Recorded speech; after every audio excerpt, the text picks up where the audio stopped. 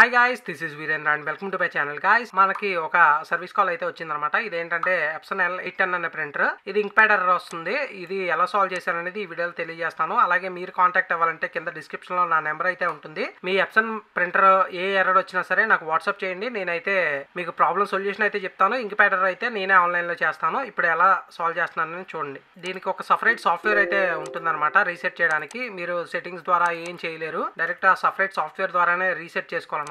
ఇదే మన Epson adjustment programme. ఈ ప్రోగ్రామ్ ద్వారా నేనైతే రీసెట్ చేస్తున్నాను ఆ మోడల్ని. ఈ మోడల్ అనే కాదు, ఎప్సన్ అన్ని మోడల్స్ కి మన దగ్గర అయితే ఈ సాఫ్ట్వేర్స్ అయితే అవైలబిలిటీ ఉంటాయి. దేని మోడల్కి దానికే సపరేట్ సాఫ్ట్వేర్స్ అయితే ఉంటాయి. అన్ని అడ్జస్ట్మెంట్ ప్రోగ్రామ్సే కానీ మోడల్ బట్టి సాఫ్ట్వేర్స్ మారిపోతాయి అనమాట.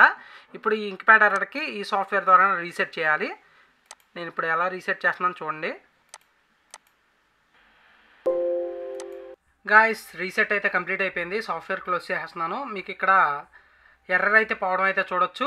ఓవరాల్గా ఈ మోడల్ అనే కాదు, ఏ మోడల్కైనా రీసెట్ అయితే మనం చేస్తాం అనమాట. కింద డిస్క్రిప్షన్లో నా నెంబర్ అయితే ఉంటుంది. మీ ఎర్రర్ ఫోటోని నాకు వాట్సాప్ చేస్తే నేను ప్రాబ్లం అయితే సాల్వ్ చేస్తాను. ఇది అమౌంట్ తీసుకునే చేస్తాం. ఆ అమౌంట్ ఎంత ఏంటి అనేది మొత్తం వాట్సాప్లో మీరు డిస్కస్ చేయొచ్చు. గాయ్స్, ఓవరాల్గా ఈ వీడియో నచ్చినట్లయితే లైక్ చేసి షేర్ చేయగలరు. Thank you for watching.